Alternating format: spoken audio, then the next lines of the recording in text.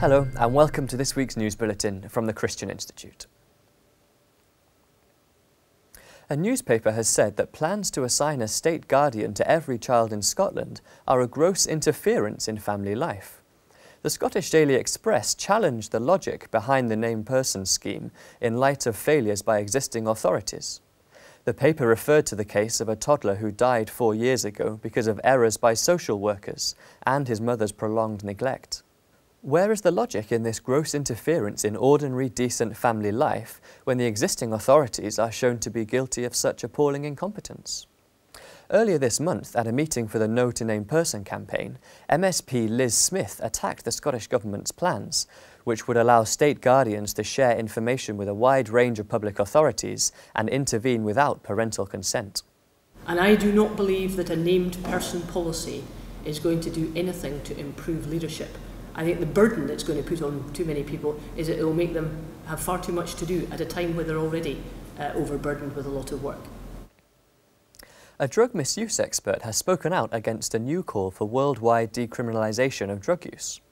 Professor Neil McKeganey said such an idea would dismantle the entire criminal justice framework of countries around the world. He was responding to a report from the Global Commission on Drug Policy, which pushed for countries to change the way they deal with drugs. In a debate on Radio 4's Today programme, Professor McKeganey outlined his concerns. This is called the Global Commission. It has no representation from Africa, India, China, Russia, the Islamic world. It's an assembly of former leaders who, when they were in office, didn't make any of these recommendations. And they're now advising that all countries everywhere in the world, irrespective of their philosophical base, their politics, their religion, should pursue a policy of drugs legalisation. It's deeply flawed, and the clearest evidence of that is that one of the greatest problems that we face now is with the legal highs. He also criticised the Liberal Democrats, who have backed a weaker approach to drugs laws in a pre-manifesto document. Speaking about the proposal, Nick Clegg denied the party was supporting blanket legalisation.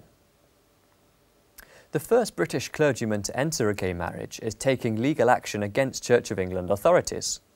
Canon Jeremy Pemberton was told by the Right Reverend Richard Inwood that he could no longer conduct services after he married his partner Lawrence Cunnington earlier this year.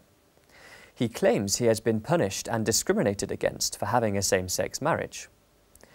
The Right Reverend Richard Inwood, acting Bishop of Southwell and Nottingham, said it would not be appropriate conduct for someone in holy orders to enter into a same-sex marriage, given the need for clergy to model the Church's teaching in their lives. Canon Pemberton has now filed an Equality Act claim in the Employment Tribunal against the Archbishop of York and the Right Reverend Inwood. A new BBC drama has been criticised for gradually normalising assisted suicide. The Dilemma, featuring Olivia Colman, told the story of a pregnant woman who agreed to prepare lethal drugs for her ill mother. A TV critic said the drama missed out important issues that would in real life restrain people from assisting others to commit suicide. Writing in the Daily Mail, Christopher Stevens said at no point did the characters consider that assisted suicide is illegal. Murder, even when done with the best of intentions, tends to carry a stiff penalty, but never once did Angela say, "You can't do this, they'll put you in jail." And Andrew Billen for The Times said the gradual normalisation of assisted suicide through its drama is something the BBC needs to watch. The corporation has previously been described as a cheerleader for assisted suicide, and a 2009 drama on the issue was described as one-sided. Fewer than 1 in 5 people support the creation of 3-parent children through genetic modification. That's according to a Comres poll commissioned by Christian charity Care. It found only 18% support the procedures, with almost half opposing the plans.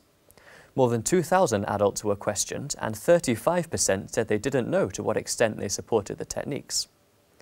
Despite a recent public consultation revealing strong opposition to the proposals, the government is pressing ahead with plans to allow the procedures. Conservative MP Fiona Bruce commented, "Time and again, when the public are made aware of these procedures, they have made their opposition clear, both through consultations and consistent polling. When we take into account that there are serious public safety risks, it becomes very hard to see why the government is pushing this so hard."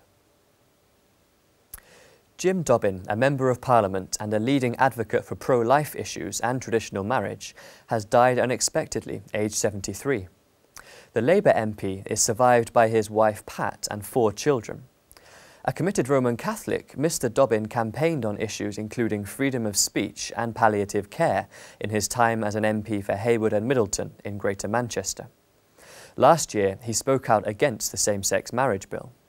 But for the first time in history, a government has proposed a bill that will change the very nature of marriage in law.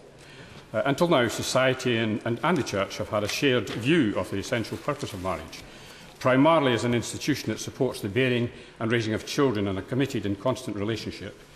And in order to support this notion, the traditional understanding of marriage has 3 basic elements. It's between a man and a woman, it's for life, and it's to the exclusion of all others. In 2009, he spoke to the Christian Institute about the importance of individual pro-life supporters around the country. Parliamentarians can't achieve what the pro-life movement wants to achieve by themselves here in Parliament. We need that campaigning out there in the country. We need the pro-life groups, those individuals and those people who are members of other pro-life organisations to be working together to make sure that the country, the government and parliamentarians, their own members of Parliament in particular, know and understand how they feel. Because there's nothing affects a parliamentarian more than the intended voter. The Christian Institute's Humphrey Dobson responded to the MP's death. Jim Dobbin was an extremely kind and warm man whose loss will be deeply felt by many.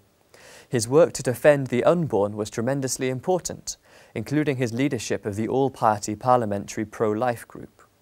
Our thoughts and prayers are with his family at this extremely difficult time.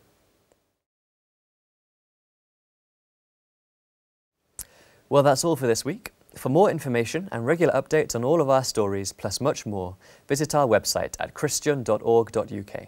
Until next time, goodbye.